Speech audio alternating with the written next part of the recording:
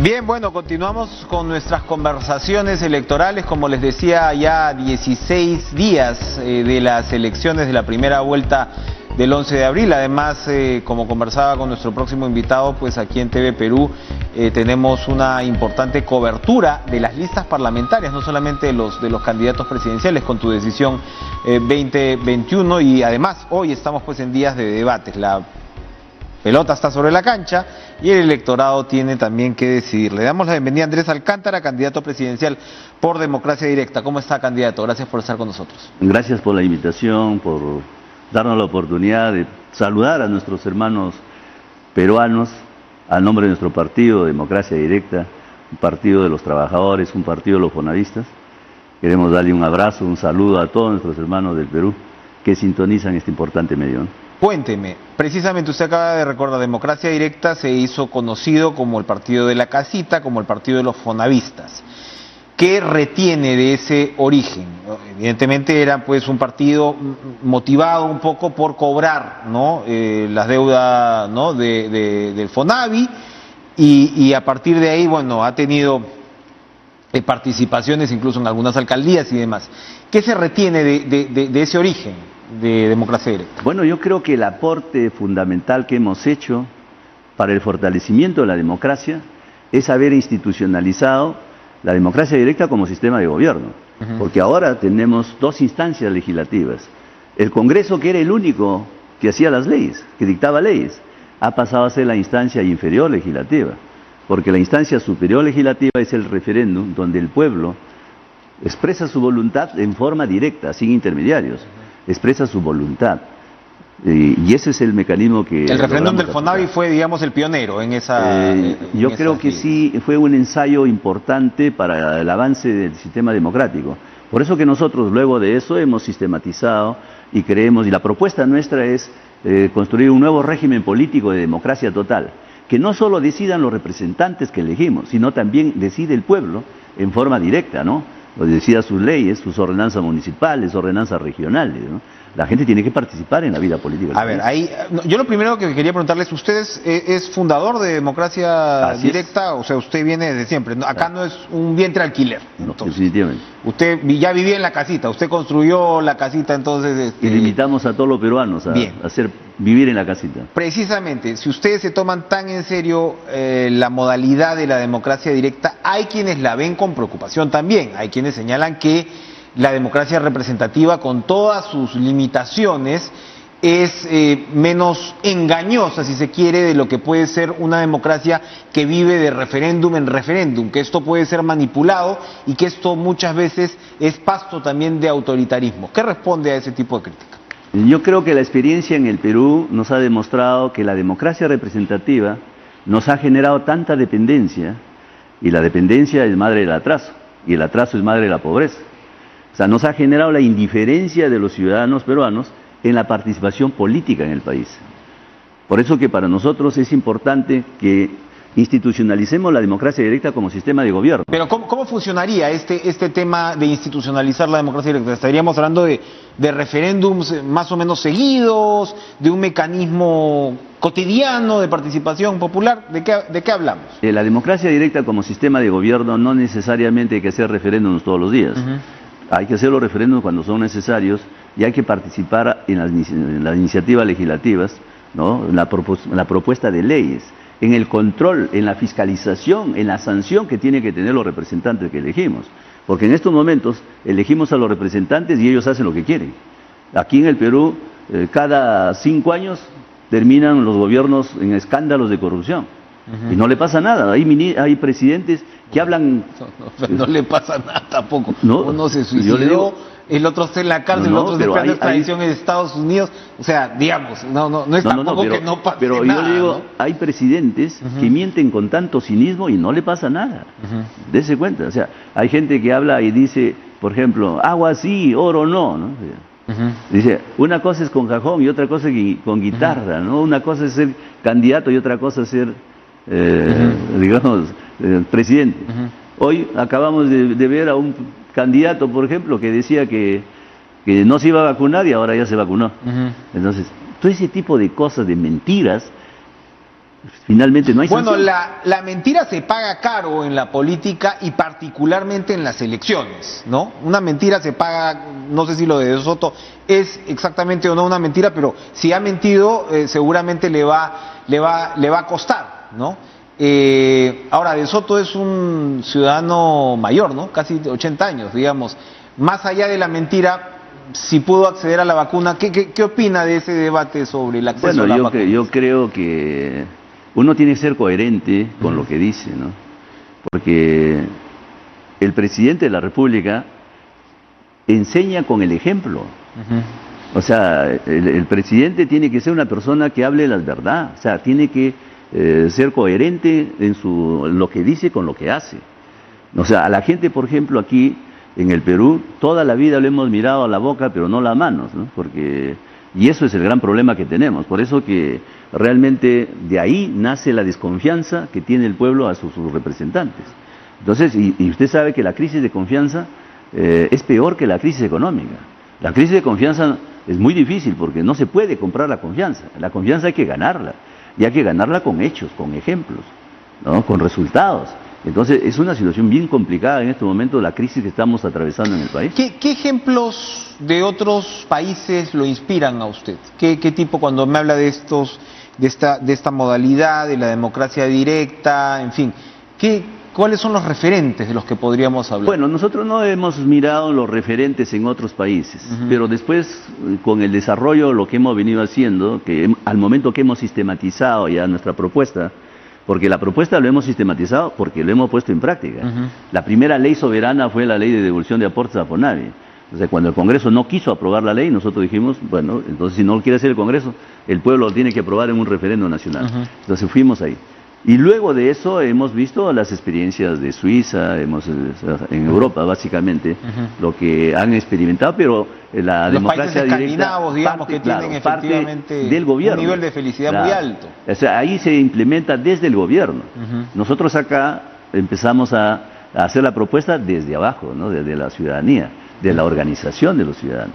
Entonces, eso tiene un mayor mérito en cuanto al desarrollo de la nueva cultura política que venimos, digamos, fortaleciendo en el Perú. Porque nosotros creemos de que debemos fortalecer, o sea, desarrollar una nueva cultura política en el país, de protagonismo ciudadano. Porque la indiferencia de los ciudadanos a la vida política del país en participar, eso es lo que nos ha generado toda esta... Sin duda, esta sin crisis, duda, ¿no? sin duda. O sea, dejamos que los representantes hagan lo que quieran. Entonces... Claro, pero nosotros elegimos pues a los representantes también, ¿no? Claro, pero también el sistema representativo no permite, no permite que los ciudadanos participen. ¿De acuerdo? Entonces, ese es uno de los graves problemas que tenemos que resolver. Por eso que nosotros creemos de que debemos institucionalizar la democracia directa como sistema de gobierno, ¿no? Cuénteme, candidato, ¿usted ha ofrecido comprar 80 millones de vacunas? Bueno, ahora el gobierno dice que va a comprar 84 millones, ¿no? Ya compró. Entonces la idea fue nuestra, pero ahora ya lo... No, pero el gobierno no ha comprado 84 millones, tiene compromisos pero yo le pregunto eso porque si usted va a comprar 80 millones, va a lograr algo que no ha logrado ningún país en América Latina.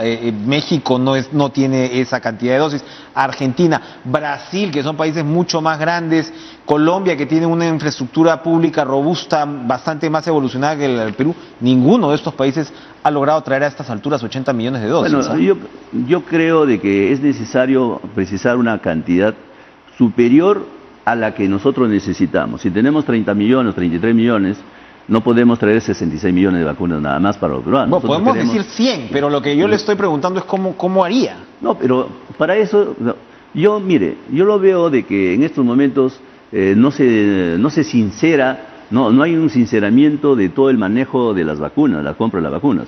Por ejemplo, dicen los privados, hablan de que ellos quieren comprar la vacuna.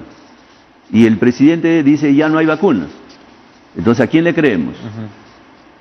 O sea, ¿a quién le creemos? ¿Los privados quieren comprar la vacuna? Es que no es cuestión de creer, o sea, es cuestión de revisar también lo que está pasando. Es que no hay toda la información. Es que no hay mercado. Claro, es que no hay toda la información. Porque unos dicen que sí hay vacunas y otros dicen que no hay vacunas. Bueno, unos dicen que sí hay vacunas y otros dicen que no hay vacunas, pero se puede consultar en internet y claramente se va a ver pues que no hay vacunas en la mayoría del mundo. Bueno, y que Estados Unidos, por ejemplo, tiene una gran cantidad de vacunas, mientras que incluso en Europa hoy están amenazando advirtiéndole a un laboratorio que no puede exportar sus vacunas porque no hay vacunas en Europa. Entonces, digamos, también hay una...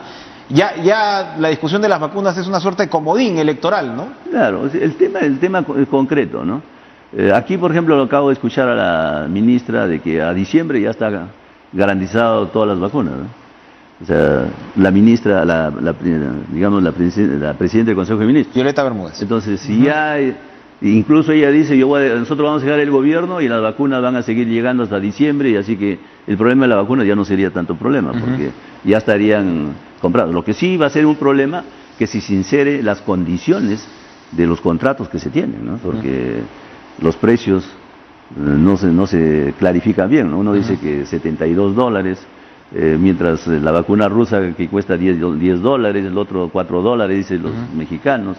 En fin, bueno, entonces el tema es que cuando uno no es gobierno no tiene al alcance todo el manejo de las cosas, pero cuando uno es gobierno la cosa cambia, ¿no? Porque ahí tiene que sincerarse, y nosotros sí, en un gobierno de democracia directa tiene que sincerarse todo, no puede ser secreto de Estado, definitivamente, o sea, todos los contratos que hemos tenido en el Perú, todos son secreto de Estado, solamente cuando hay escándalos de corrupción recién nos enteramos de un contrato que ha habido. Bien.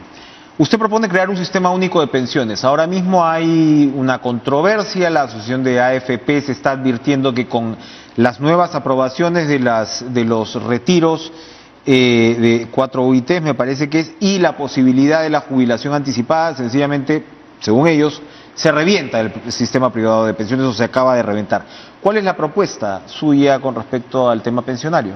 Bueno, en el tema pensionario nosotros estamos planteando un solo sistema, pero con una proporción, financiado con una proporción del IGB, ¿no? Para que todos los ciudadanos que compran, viven y están inmersos en toda la sociedad que vivimos, entonces todos puedan recibir una pensión. O sea, esa es la propuesta que tenemos y nuestros técnicos están trabajando sobre eso, ¿no?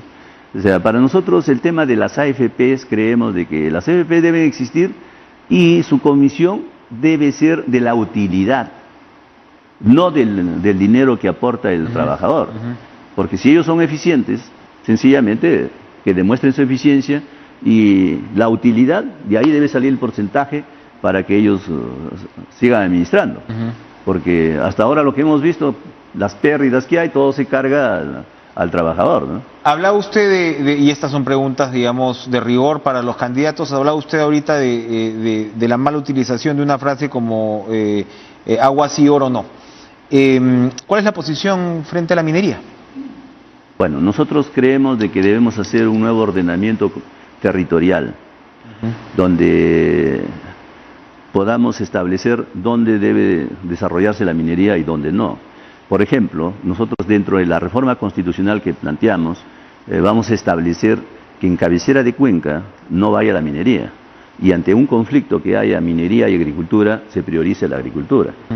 Entonces, ahora, todos los contratos que ya se tienen, las concesiones en estos momentos que se tienen que replantear, porque si hay concesiones que están produciendo por encima de los parámetros establecidos internacionalmente, entonces creo que se tiene que replantear, porque aquí los volúmenes de producción son los que generan mayor contaminación. Entonces, esos volúmenes tienen que ser acorde. ¿Y qué pasa con la minería ilegal? La minería ilegal, que usted lo llama, o la minería informal, o la pequeña minería, lo que se pueda llamar, nosotros tenemos que llevar a la formalización. Pero también hay que ordenarlo, porque usted sabe que sacan mineral, ¿y dónde procesan? Lo tienen que procesar ahí a escondidas y todo, entonces eso genera mayor contaminación. Pero si nosotros lo ordenamos, hacemos las plantas de procesamiento, ¿no? En los sitios donde puede ser permitido la planta de procesamiento, entonces vamos a ordenar esa producción. Y también vamos a... Pero entonces aquí, a ver, usted me dice, la minería formal que según... Hay estudios, pues, ¿no? O sea, que la minería de hoy formal no es la misma minería de hace 40, 50 años. Entonces, habría que chancar a la minería formal y legalizar la minería ilegal. Esa sería un poquito el criterio. No, es que la producción tiene que ir de ambos. La producción tiene que ser ambos. Es que nosotros tenemos mineros pequeños, pequeños mineros. O sea, aquí... Y también tenemos grandes contaminadores ilegales. Por eso le digo, entonces hay que ordenarlo. O sea, aquí no se trata de perseguir y desaparecer a los peruanos. Aquí hay que ordenarlo. Fíjese usted, por ejemplo, nosotros planteamos también Pero a ver, la minería ilegal, usted me dice, no le ha gustado que yo le diga minería ilegal, sino llamarlo minería informal. Pero hay mafias millonarias relacionadas ahora con los intereses de la minería ilegal. La minería ilegal ahora mismo en el Perú produce más dinero que el narcotráfico. Entonces, digamos que no es tampoco un negocio, claro, pues de pobrecitos, ¿no? Es que escúchenme, pues, o sea, aquí el tema no nos debemos asustar por ese tipo de cosas. Si nosotros lo ordenamos... Yo sí me asusto por las grandes mafias, cualquiera bueno, se yo asusta, le digo, yo no me asusto porque yo soy del pueblo, yo soy peruano y conozco la realidad del Perú. He visitado, he caminado por todos los cerros, he caminado por todo y conozco de la minería. ¿No se asusta de la minería ilegal? No me asusta. ¿De un negocio como la minería ilegal? No, de ninguna manera. ¿Por qué me voy a asustar? ¿De la tala ilegal tampoco se asusta? Tampoco, hay que ordenarlo, hay que poner en su sitio las cosas. O sea, hay que enfrentar el tema, no se trata de correr. O sea, un candidato, por ejemplo, ¿se acuerda que tenemos un candidato por ahí, se fue y lo dinamitó, todas las plantas, lo dinamitó? ¿Qué es eso? O sea, Daniel Urresti, cuando formalizó Daniel Urresti, lo que no se llama. Pero, mire, que creo que va a ser ¿cuál es su dupla en los debates? Me toca conmigo, ¿no? ¿Urresti? ¿No? Urresti, me toca. Ya, sí, Urresti, efectivamente. Ya. Bueno, Entonces, por eso le digo... Se va a tener que ir acordando el nombre, entonces, porque...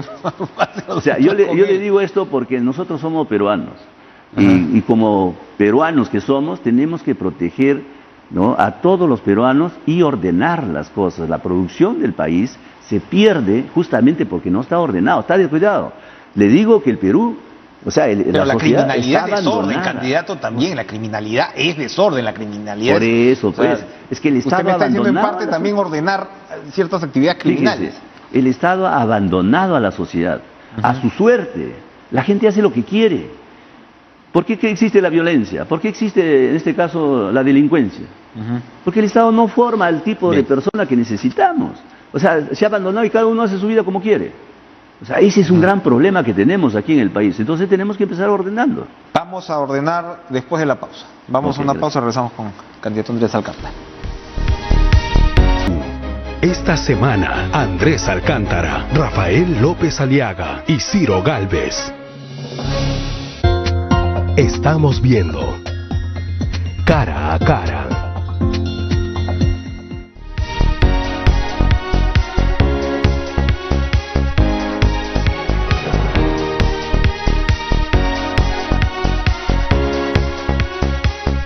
Andrés Alcántara, candidato de Democracia Directa. Usted prácticamente no aparece en las encuestas, no figura en las encuestas. Y ahora sí el tema de la valla va a ser, bueno, con pérdida de inscripción y demás. ¿Qué pasa si Democracia Directa no pasa la valla? ¿Qué van a hacer? Bueno, a mí, yo no salgo en las encuestas de las transnacionales, las corporaciones que tienen sus medios de comunicación, ¿no?, que defienden la Constitución del 93 para cuidar los intereses de las grandes corporaciones. Yo no salgo ahí, más bien yo estoy muy contento de no salir ahí, porque ya me identificaron que yo pertenezco al pueblo, yo defiendo los intereses del pueblo, ¿no? Entonces, solamente aquí hay dos opciones. Podemos ser 18 candidatos, pero hay dos opciones. Los que defienden los intereses de las corporaciones con la Constitución del 93, ¿no?, y los que no quieren cambiar nada, ¿ya?, y los que somos candidatos de la nueva Constitución vía referéndum, que es muy distinto a lo que el resto de candidatos a veces nos han copiado la propuesta nuestra, ¿no? Pues nosotros hemos venido ya, tenemos 2.400.000 firmas. ¿Sería vía referéndum primero para aprobar el cambio de la Constitución? No, para aprobar ya el texto que estamos planteando, porque el texto lo estamos elaborando en coordinación con todas las organizaciones a nivel nacional.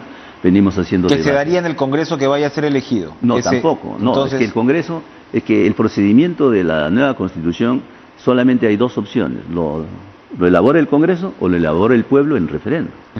Entonces, el promotor del referéndum es el presenta que ya hace el la texto. Claro, igual que la devolución del FONAVI. Nosotros elaboramos el texto, presentamos al jurado y el jurado señaló la fecha de referéndum y se estableció el texto, ¿no? Se publicó en El Peruano y la gente votó por ese texto. Y el mismo procedimiento es para la nueva Constitución. Una vez que se aprueba la nueva Constitución vía referéndum, o sea, gana el 50% más uno de los votos del sí, el jurado publica los resultados en el Diario Oficial del Peruano y entra en vigencia la nueva Constitución. Y la Constitución 93 queda derogada. Ahora, usted por lo que un poco me está diciendo, intuyo que digamos, el Congreso no es una institución que le preocupe particularmente. ¿Cómo se ha elegido la lista de democracia directa? ¿Es una lista en la cual usted cree los representantes han sido seleccionados, escogidos, votados de una manera responsable? Bueno, nuestros candidatos han sido elegidos democráticamente con un militante y un voto. Se ha tratado de cumplir toda la ley. Hay invitados que tenemos también, pero yo le quiero decir que los candidatos, ¿no?, los que participan en una elección, tienen dos opciones. Hay gente que se mantiene firme frente a los objetivos que se plantean, y otros que declinan y se van, ¿no? Porque es como una guerra, ¿no? Hay muertos y heridos, hay gente que desierta y bueno, pues de todo hay. Pero yo creo... Pero de repente la política no debería ser una guerra, ¿no? De repente lo que nos ha pasado los últimos 5 años es que hemos tomado la política como una guerra. No, yo creo que aquí... Y terminamos con 3 presidentes en una semana, ¿no? Claro, es que hay intereses económicos. Los intereses económicos son los que manejan el país. No es que la política o los partidos políticos hacen. Los partidos políticos se ponen al servicio de los grupos económicos. Porque aquí... ¿Y cómo se explica lo de los grupos económicos aquí, con la vacancia de Vizcarra, la ascensión de Merino, la salida de Merino, la entrada de Sagasti? Eso fue un tema económico, me dice usted, no fue un tema de apetitos irresponsables. No, ese es manejo económico. Mire, aquí, ¿quién pone a los presidentes? El poder económico, a través de los medios de comunicación. No le ponen, dice, 5 candidatos, y lo entrenan, le dicen... Bueno, usted siempre es el primero por orden alfabético, por ese lado no se puede quejar. Alcántara siempre aparece primero por orden alfabético, dice que no le dan cobertura. Sí, pero no soy invitado pues, en los sede de televisión que defienden los intereses de las corporaciones. Yo no soy de esos candidatos. Entonces le digo, aquí, para que usted vea, la pelea... Pero Verónica Mendoza no defiende las corporaciones, ¿o sí? Y ella está peleando su entrada a la segunda vuelta. Se está riendo con cachitas, ¿sí defiende las corporaciones? Dese cuenta, cuando uno hace una propuesta que es inviable, ¿ya? Porque ella dice, yo voy a hacer un cambio de la Constitución vía Asamblea Constituyente, ¿no? Pero la Asamblea Constituyente no está prevista en la Constitución. Entonces, como no está prevista, no se va a realizar. Es inviable. Eso es otra manera de decir que siga la Constitución del 93. ¿Ya? Esa es otra manera. ¿Por qué? Porque como no se va a convocar a una Asamblea Constituyente, no va a haber un cambio de Constitución, entonces sigue la Constitución 93. ¿Se da cuenta? Entonces, si no, pregúntenle. A ver, preguntémoslos a todos los candidatos, ¿con qué Constitución van a gobernar?